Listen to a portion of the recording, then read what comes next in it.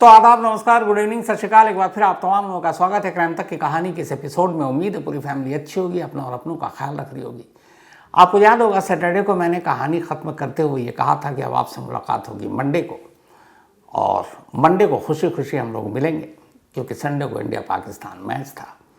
और आज वाकई मैं खुश हूँ बहुत, और आप सभी खुश होंगे क्योंकि इंडिया पाकिस्तान का मैच, वो भी चैम्पियंस ट्रॉफी में, दुबई के अंदर, और होस्ट और डिफेंडिंग चैंपियन पाकिस्तान, हालांकि ऐसी होस्ट जो अपना देश छोड़कर दूसरे देश में मुकाबला हो रहा था। और क्या मैच था।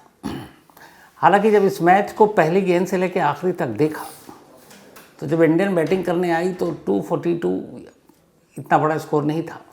लेकिन वही है कि जब आप बहुत शिद्दत से मैच देखते हैं तो बस ये होता है कि अब विकेट ना गिरे, 100 बन जाए, पहले 125, फिर 150, 200 विकेट ना गिरे, और आखिर में 30-40 रन जब बचे तो लगता है कि हाँ चलो काम हो गया।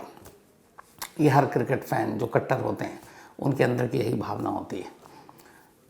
तो कायदे से जो मैच, अब मुझे लगता है जब मैच कल ख़त्म हुआ फिर मैं सोचने बैठा तो मुझे लगा कि तो बिल्कुल ही वन साइडेड मैच था। अगर आप उन पलों को हटा दें जब रोहित शाहिन शाह अफरीदी की यॉर्कर पर आउट हुए, उसके बाद फिर दूसरा विकेट गिरा। श्रेयस अय्यर शुरू में आके जिस तरीके से हार्ड हिटिंग खेलते हैं, लेकिन कल उन्होंने प्लान के तहत खेला तो ऐसा लग रहा था। फिर बांग्लादेश का मैच जो हुआ था उससे पहले हम लोग को अंदाज़ा था कि बीच में थोड़ी मुश्किल आती है, स्लो ट्रैक है, बॉल रुक कर आती है। लेकिन कल मैच ख़त्म होने के बाद लगा कि यह तो कुछ हुआ ही नहीं। कायदे से हमने वन साइडेड मैच जीता। कायदे से ये मैच एक तरह से बोरिंग ही कह दीजिए इसको आप। अब चूँकि जीत गए हैं तो ये सब बोल रहा हूँ, वरना उस वक्त तो हालत ख़राब थी क्योंकि बस जीतना है, आपको पता है। तो विकेट गिर नहीं रहे थे, आराम से सिंगल ईजिली बन रहा था। बस लास्ट में ये हो गया था कि मैच में तो कुछ बचा नहीं कि कोहली की सेंचुरी होगी कि नहीं, और हम सब की यही दुआ थी कि जब यहाँ तक पहुँच गए हैं दहलीज तक तो दहलीज पार होनी चाहिए। और जिस तरीके से आके हार्दिक पांड्या ने पहले 1-2 शॉट मारा तो मुझे लगा ये क्या हो रहा है, 1-2 और मार देता तो वो रन ही कम हो जाते फिर जीतने के लिए, और कोहली की सेंचुरी के लिए रन ज़्यादा होते। लेकिन जब पांड्या आउट हुए तो आपने देखा होगा इंडियन फैन ने भी खूब तालियां बजाई पांड्या के आउट होने पर। फिर अक्षर पटेल ने एक सिंगल छोड़ा, उस पर भी तालियां बजी। रोहित शर्मा खुद पवेलियन में बैठकर हंस रहे थे। और आखिर में विराट कोहली ने अपना 51st वनडे इंटरनेशनल, साथ ही 14,000 रन, फास्टेस्ट। सचिन तेंदुलकर ने जितने मैच खेले तो उससे करीब 67 मैच कम खेले और 14,000 रन बनाए। तो ये माइलस्टोन और एक बड़े मैच के दौरान तो मैच लाजवाब, बिल्कुल वन साइडेड वैसे है, लेकिन जीत तो जीत होती है हमारी। और कमाल ये है कि इस मैच के साथ कि शायद पहली बार हुआ है कि 19 तारीख को चैंपियंस ट्रॉफी का आगाज़ हुआ, शुरुआत हुई। पहला मैच पाकिस्तान न्यूजीलैंड का, न्यूजीलैंड वो मैच जीती, और 23 को दूसरा मैच पाकिस्तान का इंडिया से, इंडिया वो मैच जीती। और इस तरीके से ये एक रिकॉर्ड बन गया है कि सिर्फ किसी टूर्नामेंट के आगाज़ या शुरुआत के 4 दिन के अंदर अंदर होस्ट नेशन टूर्नामेंट से बाहर, इससे तेज़ी से कोई और देश शायद बाहर नहीं हुआ है। 19 को शुरुआत और 23 को लगभग पाकिस्तान बाहर। मैं 23 को इसलिए भी कह रहा हूँ कल, क्योंकि अब इफ बट बहुत सारी हो रही है कि नहीं अब भी पाकिस्तान आ सकती है। हालांकि वो कल पूछा भी गया पाकिस्तान के कैप्टन से तो उसने भी साफ साफ कहा कि नहीं अब लगभग हम बाहर हैं, अब अंदर कैसे हो सकते हैं। तो बड़ा वो हिसाब किताब चल रहा है कि आज जो मैच चल रहा है वो आज बांग्लादेश जीत जाए तो बांग्लादेश के 2 पॉइंट हो जाएंगे, न्यूजीलैंड 2 पे रुक जाएगी। आखिरी मैच उधर न्यूजीलैंड, बांग्लादेश को पाकिस्तान से खेलना है तो पाकिस्तान जीत जाएगी तो पाकिस्तान के भी 2 पॉइंट हो जाएंगे। इंडिया न्यूजीलैंड को हरा दे तो न्यूजीलैंड भी 2 पर ही रुक जाएगी। तो अब बांग्लादेश, न्यूजीलैंड और पाकिस्तान तीनों 2-2 पॉइंट पर रुक जाएंगे। अब उनमें जिसका बेहतर रन रेट होगा वो ऊपर आएगी। इंडिया को कोई मतलब नहीं 4 पॉइंट के साथ, तो हम लगभग अंदर ही है। अब उसमें अभी तो पाकिस्तान बॉटम पर है रन रेट में भी, लेकिन कहा जा रहा है कि आखिरी मैच न्यूजीलैंड के बाद पाकिस्तान और बांग्लादेश का है तो उसके सामने रन रेट होगा। लेकिन ये सारी चीज़ें बेवकूफ़ी वाली हैं। 1-8% को हो सकता है, लेकिन अब उम्मीद नहीं है। तो कायदे से डिफेंडिंग चैंपियन और होस्ट नेशन बाहर। अब कहानी शुरू करूं उससे पहले बस 2-4 चीज़ें आपसे, चूँकि क्रिकेट में बोलने का कम मौका मिलता है आजकल। पिछले कई वक्त से ये कहा जा रहा पाकिस्तान की फास्ट बॉलिंग और उन्हीं के दम पे हम जीतेंगे। मैं बहुत सारे अलग अलग चैनल देख रहा था, जिसमें एक डीपी वर्ल्ड भी देख रहा था, और जो उसमें स्टैट्स थे वो आंखें खोलने वाले थे। लास्ट 5 मैच में पाकिस्तान के तीन premier fast bowler, Shaheen Shah Afridi, Naseem Shah या फिर हारिस रऊफ, इन तीनों का जो एवरेज था पर विकेट लेने का वो 50, 55 एंड 60, मतलब एक विकेट लेने के लिए वो 50-55 से 60 रन दे रहे थे। 3 प्रीमियर बॉलर। अब अगर एक वनडे में 50 ओवर का मैच और ये 3 अपना 10-10 का कोटा पूरा करते हैं तो 30 ओवर तो ही फेंकते हैं। इसका मतलब है 60% ओवर तो आप फेंक रहे हो, और आपके एवरेज ये है, और विकेट के नाम पे क्या है, 3 विकेट 5 विकेट ऐसी है, और रन पर विकेट 55-60। तो फिर आप कहाँ से जीतोगे? बैटिंग में आइए, बाबर को लेके पाकिस्तान में बड़ी ट्रोलिंग होती है, और मुझे देख के, हालांकि कल बाबर ने जिस तरीके से शुरुआत की तो लगा था आज टच में कुछ शॉट अच्छे भी मारे, लेकिन वही कहानी पुरानी, 20-22 रन बनाकर। तो बाबर, एक तो ये भी है कि पाकिस्तान के लिए मैच जीतना या अपने लिए मैच खेलना, दोनों में फ़र्क है। बाबर के ऊपर यही इल्ज़ाम लग रहा है कि वो अपना स्टैट्स देखते हैं, तो वो भी निकल लिए। अब आया रिजवान कैप्टन और सऊद, इन दोनों की पार्टनरशिप। 104 रन की पार्टनरशिप थी, लेकिन 104 रन बनाने के लिए इन्होंने 50 ओवर में से 24 ओवर इन दोनों ने खेल डाले। 144 बॉल्स खेले थे इन दोनों ने, 24 ओवर बनता है वो, और सिर्फ 104 रन बनाए 144 गेंद खेलकर। उस वक्त विकेट भी नहीं गिर रहा है। 24 ओवर आप खेल रहे हो, विकेट गिर नहीं रहा है, लेकिन आप रन बनाने की भी कोशिश नहीं कर रहे हो। डिसिप्लिन बॉलिंग थी। लेकिन यहाँ से यही सवाल उठता है कि ये लोग सब अपने लिए खेल रहे हैं। जितने भी पाकिस्तान के जो धुरंधर एक्सपर्ट्स हैं, उन सबको सुन के उनकी राय अब तक पहुँचा रहा हूँ। और एक अपना देखिए, कोई फ़र्क नहीं है कितने रन हैं नहीं है। रोहित शर्मा अपने कैप्टन, दिल जीतने वाले, उनका एक ही स्टाइल, आओ प्रेशर डालो, मारो, जितने भी रन, आउट हो जाओ कोई फ़र्क नहीं पड़ता, नीचे वाले के लिए तो कुछ होगा। रोहित शर्मा ने कल आकर क्या, एक तो नसीम शाह पे जो अपना टिपिकल शॉट मारा था 6, कुछ अच्छे शॉट मारे पर आउट हो गया अनफॉर्चुनेटली। लेकिन कल क्लास दिखा कोहली के अलावा शुभमन गिल में। शुभमन गिल ने जो 1-2 कवर ड्राइव और जो बेस्ट सबसे खूबसूरत शायद शॉट ऑफ द मैच था कल, वो जो उन्होंने स्ट्रेट ड्राइव खेला था, लाजवाब। वो एक झलक थी, वो एक अच्छे, ऐसा शॉट खेलने के बाद बैट्समैन के कॉन्फिडेंस ने अगले कई मैचों के लिए बढ़ जाते हैं, और शुभमन गिल वैसे ही एकदम फॉर्म में। 3 हमारे स्पिनर थे, तीनों ने गजब, कुलदीप ने लास्ट स्पेल जो बॉलिंग की, और यही उल्टा देखिए कि पाकिस्तान 3 फास्ट बॉलर के दम पे उतर रहा है। स्पिनर जो एक ही स्पेशलिस्ट अबरार, और जिसने बस एक मैच में ढंग की जो बॉलिंग हुई है उसी ने किया।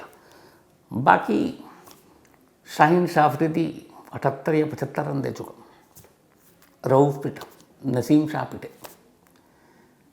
पिच दुबई, माहौल स्लो, और उस पर क्या प्लानिंग और क्या टीम। सही मानों में मैं देख रहा हूँ ना, पाकिस्तान में जो लोग सोशल मीडिया और न्यूज़ चैनल पर वहाँ के लोग गालियाँ दे रहे हैं अपनी टीम को। हालांकि हार जीत खेल का हिस्सा है, लेकिन इस तरीके का जब आप खेलोगे तो फिर लोगों की तो वहाँ गालियाँ पड़ेंगी। लेकिन अपनी टीम इंडिया, मैंने कल कहा भी था सोशल मीडिया के ज़रिए कि बीच में जब अभी ऑस्ट्रेलिया में टेस्ट सीरीज़ हुआ या फिर न्यूजीलैंड ने आगे हमें धोया, और जिस तरीके से विराट और रोहित चल नहीं रहे थे, तो बड़ा नाराज़ भी था उन लोगों से। लेकिन कल 1-2 ने मैच जिताकर, रोहित ने जो स्टार्ट दिया, जो कैप्टनशिप की, एक एंड से फास्ट बॉलर, एक एंड से स्पिनर लगातार, और विराट 51वीं सेंचुरी, तो दोनों से कल मेरी नाराज़गी दूर हो गई। क्योंकि कोई भी एक आईसीसी का टूर्नामेंट हो, इंडिया पाकिस्तान का मैच हो, वो मैच जीतना हमारे लिए बहुत ज़रूरी होता है, और वो फिर जीते, शान से जीते। तो टीम इंडिया कॉन्ग्रेचुलेशन, और पूरी क्राइम तक फैमिली मेम्बर को इस टीम की बधाई, मुबारकबाद। अब यही है कि आखिरी मैच है इस ग्रुप का 2 मार्च को न्यूजीलैंड से, जो शायद एक खाना पूर्ति होगी, और उसके बाद अब सिर्फ इतना ही रह जाएगा कि इस ग्रुप में टॉप कौन करेगा। इंडिया और न्यूजीलैंड में से एक ही होगी अभी तक के हिसाब से। इंडिया न्यूजीलैंड को हरा देती है और दुबई में मेरा मानना है कि आसानी से हरा देना चाहिए, तो इंडिया ग्रुप में टॉप करेगी। अब उस ग्रुप के जो नंबर टीम सेकंड होगी उससे हमारा सेमीफाइनल होगा। लेकिन ये अच्छी चीज़ ये है कि इंडिया को फाइनल भी दुबई में ही खेलना है, तो होस्ट नेशन पाकिस्तान, लेकिन सेमीफाइनल भी एक फाइनल भी अगर इंडिया पहुंची है और पहुंचेगी इंशाल्लाह तो सब दुबई में होगा। लगता है पाकिस्तान के स्टेडियम ऐसे खाली रह जाएंगे। तो ये थी कल के मैच की कहानी। अब आते हैं आज की अपनी असली कहानी पर। पिछले 42-43 दिनों से, बल्कि अब तो 3 दिन और बचा है, 26 आज 24 हो गया, आज कल परसों महाकुंभ अपने आखिरी पड़ाव पर। महाशिवरात्रि के दिन महाकुंभ का आखिरी दिन, और उसके लेकर वहाँ पे ज़बरदस्त भीड़ है, श्रद्धालु पहुँच रहे हैं। पाप धोने और प्रायश्चित करने का ये सबसे बड़ा मौका महाकुंभ देता है। लेकिन कमाल देखिए, वही कहते हैं इंसानी दिमाग का कोई तोड़ नहीं है कि महाकुंभ में करोड़ों लोग, अब तक 60 करोड़ पार कर चुके हैं जो डुबकी लगा कर आए आस्था की। उनमें से एक शख्स 4 महीने पहले से, यानी कि ये शुरू हुआ जनवरी में, और उसने अक्टूबर से ही एक प्लान बनाना शुरू किया था कि महाकुंभ आ रहा है और महाकुंभ में जाना है। लेकिन पाप धोने के लिए नहीं, पाप करने के लिए जाना है।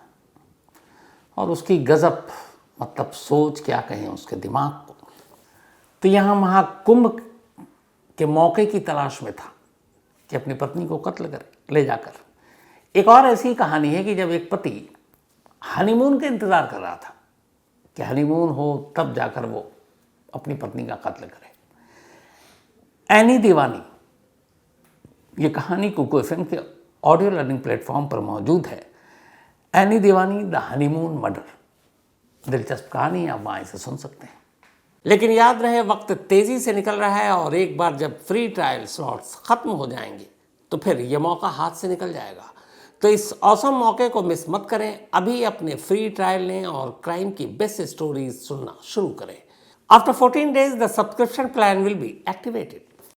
कहानी कुछ यूँ है कि 17 फरवरी को दिल्ली से एक शख्स, जो दिल्ली के एमसीडी म्यूनिसिपल जो कॉरपोरेशन है, म्यूनिसिपल कॉरपोरेशन ऑफ दिल्ली, उसी का एक मुलाजिम, नाम अशोक, अपनी बीवी से कहता है कि तुम्हें महाकुंभ में जाने का, और ये इस बार 140 साल के बाद ये महासंयोग बना है, तो तुम्हें मैं ले चलूँगा डुबकी लगाने के लिए। पत्नी उसकी मीनाक्षी बहुत खुश। अशोक और मीनाक्षी की शादी को करीब 25 साल हो चुके थे और दोनों के 3 बच्चे हैं। वो एमसीडी में काम करता है। तो उसने पत्नी से कहा कि मैं तुम्हें महाकुंभ ले चलूँगा।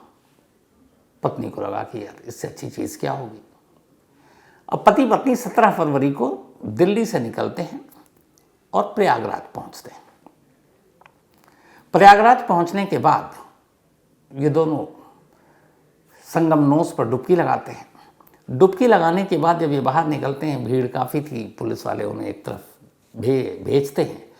तो वो झूसी वाला इलाका है, वो झूसी वही इलाका जहाँ आपको याद होगा बीच में जो भगदड़ मची थी, करीब 30-36 लोगों की मौत हो गई थी, उनमें झूसी में भी भगदड़ मची थी। तो इन पति पत्नी को पुलिस वाले डायरेक्शन बताते हुए कि इधर से आप जाइए, और वो निकल देते हैं। अब इन्होंने डुबकी लगाई थी शाम को डुबकी लगाने के बाद अब ये था कि रात कहीं आराम करें और सुबह जो है प्रयागराज से निकलकर वापस दिल्ली पहुंच जाए। अब रात कहाँ रुकें, तो पति पत्नी अब वहाँ से निकलते हैं, झूसी के आगे जाते हैं, कुछ लोकल लोगों से पूछते हैं, प्रयागराज के 1-2 शख्स मिलते हैं, फिर उनसे बातचीत होती है कि कोई एक मिल जाए जहाँ रात को कम से कम आराम कर लें, 4-5-6 घंटे सुस्ता लें, फिर सुबह निकल जाएंगे। पूछते पूछते ये दोनों एक लॉज में पहुँचते हैं। ये लॉज ऐसा था कि एक घर था जिस घर को ख़ासतौर पर बहुत सारे लोगों ने प्रयागराज में इस दौरान इसी महाकुंभ को देखते हुए अपने अपने घरों को कमरे किराए पर देने शुरू कर दिए, क्योंकि इतने करोड़ों की भीड़, आपका होटल या सरकारी इंतज़ाम नाकाफ़ी हो जाते और पैसे कमाने के मौके भी थे। तो एक साहब जिनका अपना मकान था, उन्होंने उस मकान के सारे कमरे लॉज पर लगा दिए इन्हीं श्रद्धालुओं के लिए। तो अब अशोक और मीनाक्षी ढूंढते जा रहे हैं और ढूंढते ढूंढते आखिरकार वो एक जगह पहुंचते हैं। अब अशोक इससे पहले भी एक दो जगह गया लॉज में, लेकिन वहाँ उससे पूछा गया कि भाई ठीक है आप ले लो, लेकिन आईडी, तो आईडी प्रूफ नहीं। तो उसने कहा ना मेरा है, ये मेरी पति पत्नी है, लेकिन आईडी प्रूफ नहीं। उन्होंने मना कर दिया।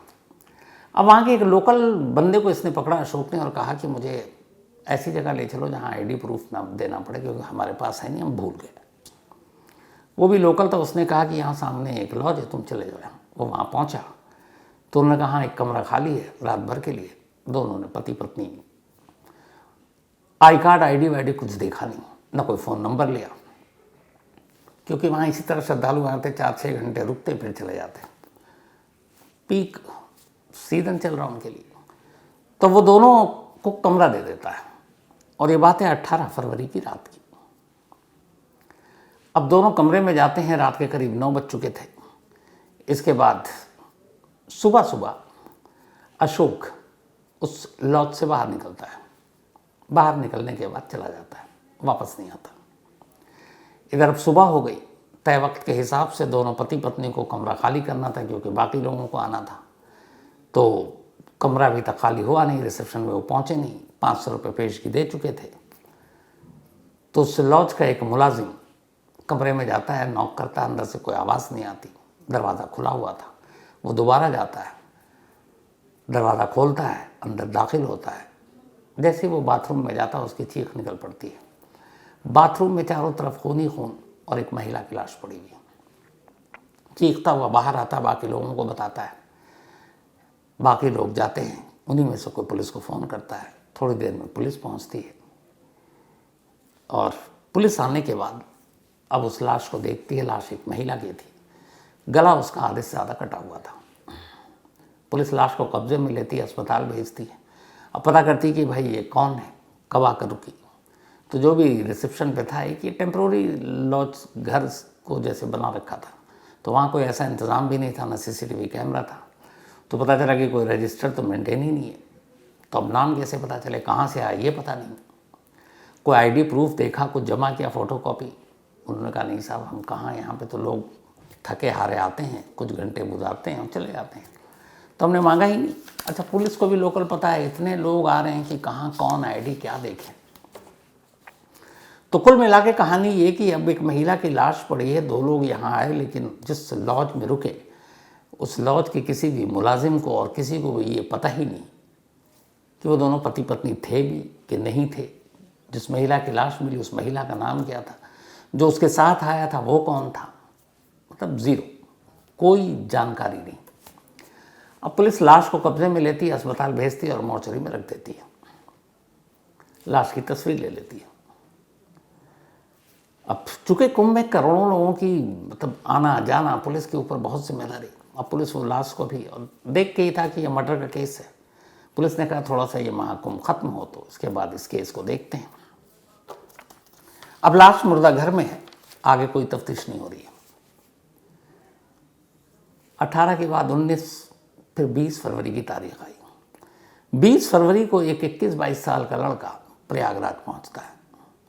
प्रयागराज ट्रेन से जाता है, स्टेशन से बाहर उतरता है और पहले स्टेशन पे जो पुलिस थी उससे कहता है कि महाकुंभ में मेरी माँ आई थी डुबकी लगाने, पर वो लौटी नहीं, गायब हो गई है। और मेरे पापा ने ये कहा है कि हम साथ में थे, डुबकी लगाई और उसके बाद इस भीड़ में वो अचानक उसका हाथ छूटा और वो गायब हो गई। जब महाकुंभ में बहुत सारे लोग गुम होते हैं, फिर मिल जाते हैं। तो उसने तस्वीर दिखाई, तो उसने पूछा कि कहाँ डुबकी उबकी लगाई। तब उसने कहा हाँ, ये पापा ने मेरे एक अपने मोबाइल पे एक वीडियो डाला था डुबकी के फ़ौरन बाद का, तो ये वीडियो है। उस रेलवे के पुलिस ने उस वीडियो को देखा और वीडियो देखकर घाट पहचान गया। उसने कहा कि देखो ये उधर झुंझुनू के पास जो है वहाँ जाओ, ये उसी एरिया का है। अब वो वहाँ से भेज देता है, वो पहुँचता है उसी एरिया में। अब वो वहाँ जाने के बाद जब पुलिस वालों से मिलता है तो तस्वीर दिखाता है, कहता है कि ये मेरी मम्मी है और आई थी 17 फरवरी को और उसके बाद से गायब हो गई। तो वहाँ के जो पुलिस के इंचार्ज थे वो तस्वीर देखते हैं, और वो तस्वीर देखते ही उन्हें कुछ याद आता है कि इस तस्वीर में जो महिला है इसको कहीं देखा है। थोड़ी देर तक सोचते हैं, फिर अचानक मुझे याद आता है कि एक लॉज में एक महिला की लाश मिली थी, उसकी तस्वीर ली थी, उसका चेहरा वो मिलता है। इत्तेफाक से वो तस्वीर उनके पुलिस वालों के पास थी। उन्होंने पुलिस वालों को बुलाया और कहा कि वो तस्वीर लेकर आओ जो लाश जिसका मिला था। तो अब वो तस्वीर आती है, उस तस्वीर को उस लड़के को दिखाया जाता है। लड़का तस्वीर देखता है, कहता हाँ यही मेरी मम्मी है। अब सच्चाई जानकर वो रोने लगता है। खैर कुछ धोखा ना हो इसके बाद पुलिस उसको कहती है कि चलिए आप मोर्चरी मुर्दा घर में आप पहचान लीजिए। वो लड़का मुर्दा घर पहुंचता है। मुर्दा घर जाने के बाद जब लाश दिखाई जाती है तो वो कपड़ों से और बाकी चीज़ों से अपनी माँ को पहचान लेता है। माँ का कत्ल हुआ था। अब बेटा परेशान। इधर बेटा आया तो अब पुलिस को पहली बार पता चला मरने वाले महिला का नाम मीनाक्षी है, वो दिल्ली की है। और बेटे के बयान के हिसाब से उसकी माँ अपने पापा के उसके साथ 17 फरवरी को प्रयागराज आई थी संगम में डुबकी लगाने के लिए। 18 फरवरी तक सब ठीक था। 18 फरवरी को डुबकी लगाने के बाद उसके फादर ने संगम का एक वीडियो बनाया 28 सेकंड का। 28 सेकंड में उन दोनों की डुबकी की जो वीडियो थी, ज़्यादातर लोग, लाखों करोड़ों लोग अपने अपने स्टेटस पे लगा रहे हैं। तो मीनाक्षी का भी ये वीडियो डुबकी लगाते हुए उसके फादर ने, यानी मीनाक्षी के पति ने, अपने मोबाइल के इस पे व्हाट्सएप के स्टेटस पे लगाया था। पुलिस ने कहा लेकिन तुम्हारे पापा कहाँ हैं? तो उसने कहा पापा का फ़ोन आया 20 तारीख को, बल्कि 19 तारीख को, और उन्होंने कहा कि देर रात फ़ोन आया कि अगर डुबकी लगा कर आए और तुम्हारी मम्मी गायब हो गई, हाथ छूट गया और यहाँ बहुत भीड़ है, ढूंढ रहा हूँ, कहीं मिल नहीं रहा हूँ, परेशान हूँ। और फिर उन्होंने कहा तुम परेशान मत हो, मैं यहाँ जब तक ढूंढूंगा नहीं लौटूंगा नहीं। पर बेटे ने कहा कि मुझे फ़िक्र हुई क्योंकि पापा भी परेशान है, मम्मी गायब है, उससे पहले भगदड़ की खबर सब सुन चुके थे, तो कुछ भी हादसा हो सकता है। तो बोला इसीलिए मैं प्रयागराज आ गया। अब जब पुलिस ने ये सारी कहानी सुनी तो फिर एक टीम को लगाई कि इस महिला के कत्ल की ज़रा पहले सुलझाओ। अब पुलिस की टीम उस लॉज के पास पहुंचती है। जब लॉज के पास पहुंचती है, वहाँ कोई सीसीटीवी कैमरा नहीं, कोई एंट्री थी नहीं। उस लॉज को जाने वाले रास्तों पर कुछ सीसीटीवी कैमरे लगे थे। तो पुलिस उस टाइमिंग के हिसाब से, जो लॉज वाले ने बताया कि ये लोग 18 फरवरी की रात को आए थे, उस टाइम के आगे पीछे की सीसीटीवी तस्वीरों को खंगालनी शुरू करती है। इत्तेफाक से 2 ऐसी सीसीटीवी तस्वीरें सामने आती हैं जिसमें मीनाक्षी नज़र आती है, उन्हीं कपड़ों में थी, और मीनाक्षी के ठीक पीछे एक शख्स नज़र आता है। अब जब वो तस्वीर पुलिस देखती है तो उसके बेटे को दिखाया जाता है। बेटे का नाम जो है अश्विन है, उम्र 22 साल। तो बेटा पहचान जाता है कि हाँ यही मेरे पापा हैं। उसके बाद उस तस्वीर को जब लॉज वाले को दिखाया जाता है कि ये बताओ उस रात ये जो 2 आए थे, पति पत्नी बता रहे थे, इनमें ये दोनों हैं। लॉज वाला पहचान जाता है कि हाँ साहब यही दोनों थे। तो असल में अशोक और उसकी वाइफ मीनाक्षी थे, यही दोनों पहुंचे थे। अब ये कंफर्म हो गया कि इस लॉज में अशोक अपनी पत्नी के साथ रुका था। तो क्या कत्ल अशोक ने किया? अब पुलिस के सामने ये सवाल था, लेकिन जब तक अशोक नहीं मिलता सवाल के जवाब मिलते नहीं। अब अशोक को पुलिस ढूंढ रही है, ना वो दिल्ली पहुंचा, ना कहीं प्रयागराज में, ना बेटे से कांटेक्ट कर रहा है। पुलिस का अब शक गहराया। फिर पुलिस ने चाल चली। उसने अश्विन से कहा कि तुम अपने पापा को फ़ोन करते रहो, मैसेज डालते रहो, और जैसे ही फ़ोन उठाए तो तुम्हें कुछ बात करनी है। पुलिस वालों ने बता दिया क्या बात करनी है। इत्तेफाक की बात है कि 2 रोज़ बाद अश्विन ने फ़ोन मिलाया, घंटी बज गई, अशोक ने फ़ोन उठाया। उसने कहा पापा मम्मी मिल गई है, आप यहाँ आ जाइए। तो अशोक को सारी जानकारी तो थी नहीं कि बेटा पुलिस तक पहुंच चुका है। वो सीधे कहता है ठीक है मैं आ रहा हूँ, उसको बताता है किस जगह पे पहुंचना है। वो पुलिस वाले को बताता है। पुलिस वाले उस बेटे के साथ उस जगह पर सादी वर्दी में इंतज़ार कर रहे होते हैं। थोड़ी देर में अशोक वहाँ पहुँचता है और पुलिस उससे दबोच लेती है। दबोचने के बाद अब पुलिस उससे पूछताछ करती है। थोड़ी ही देर में वो सारा खुलासा कर देता है। अशोक मीनाक्षी की शादी को काफ़ी अरसा हो चुका था, लेकिन बाद में अशोक की ज़िंदगी में एक और महिला आ गई। ये बात मीनाक्षी को पता चली। मीनाक्षी उसे टोकती, उससे झगड़ती, और ये झगड़ा आए दिन का चलता रहता। अब चूँकि बच्चे बड़े हो गए थे तो अशोक को लगा क्या करूं, बट उसे ये भी था कि जब तक मीनाक्षी है तब तक उस दूसरी महिला से वो शादी भी नहीं कर सकता, तो रास्ते से हटाऊं तो पुलिस पकड़ लेगी। तभी वो ये सारी चीज़ें कर रहा था। इसी दौरान में सोशल मीडिया, अखबारों में महाकुंभ की तैयारियों की खबरें न्यूज़ चैनल पर, अखबारों में आने लगी कि इस बार महाकुंभ में 40 से 45 करोड़ लोगों के पहुंचने की उम्मीद, महाकुंभ के पहले दिन जो शाही स्नान है उसमें इतने करोड़ लोगों के पहुंचने की उम्मीद, उसके बाद कब कब शाही स्नान, कौन कौन सा अखाड़ा, किस किस दिन ज़्यादा भीड़, ये सारी चीज़ें उसने देखना पढ़ना शुरू किया। और उसी दिन उसने तय किया कि इससे बेहतर मौका नहीं है, महाकुंभ में वो अपनी पत्नी को ले जाएगा और वो खुशी खुशी तैयार हो जाएगी आस्था की डुबकी लगाने के लिए, और उसी डुबकी के बहाने वो वहाँ एक नया पाप करेगा, अपनी पत्नी को मारेगा। इसके बाद पहले से ही सारी तैयारी, 17 फरवरी को पत्नी को लेकर प्रयागराज पहुंचा और जानबूझकर उसने वो इलाका चुना जहां सबसे ज़्यादा भीड़ है, जो जुनून बताया आपको, वहाँ पे इसने डुबकी लगाई। शाम को डुबकी लगाने के साथ वीडियो बनाया, वीडियो को सोशल मीडिया पर अपने व्हाट्सएप पे डाला ताकि पूरे ख़ानदान को, सबको पता चले कि देखो दोनों डुबकी लगा चुके हैं, डुबकी ही लगाने आए थे और दोनों खुश हैं। इसके बाद वो वहाँ से निकला। अब उसका टारगेट ये था कि उसे किसी ऐसी छोटी जगहों पर कोई लॉज या कमरा लेना है, मतलब लॉज में जहाँ एक तो सीसीटीवी कैमरा ना हो और दूसरा कोई आईडी प्रूफ ना मांगे, क्योंकि आईडी प्रूफ देने से फिर खुलासा हो जाएगा।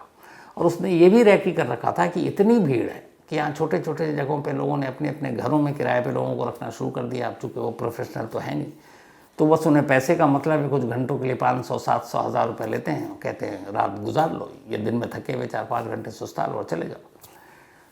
तब उसे ऐसे ही जगहों 2-4 जगह उससे पहले गया अपनी बीवी को लेकर 18 फरवरी की रात, लेकिन वहाँ लोगों ने आईडी प्रूफ मांगा, वो छोड़ दिया। फिर उसने कुछ जगह देखा सीसीटीवी कैमरा है, वो वहाँ से फ़ौरन भागा। आखिर में इस लॉज तक जब वो पहुँचा तो उसने देखा यहाँ आसपास में कोई सीसीटीवी कैमरा नहीं है और यहाँ कोई आईडी प्रूफ नहीं मांग रहा है। उसके लिए बेस्ट जगह थी, कमरे में जाता है, उसके बाद थोड़ा सा रात होने का इंतज़ार करता है। वाइफ इसकी जैसे ही बाथरूम में जाती है, पीछे से जाता है, चाकू अपने साथ लेकर चल रहा था। पूरे दिल्ली से जब ये महाकुंभ पहुंचा तो दिल्ली से ही चाकू लेकर चल रहा था कि पता नहीं प्रयागराज में चाकू मिलेगी कि नहीं मिलेगी। और उस रात मौका मिला, जैसे ही बीवी बाथरूम में गई, पीछे से गया और सीधे गले पर उस चाकू को घुमा दिया।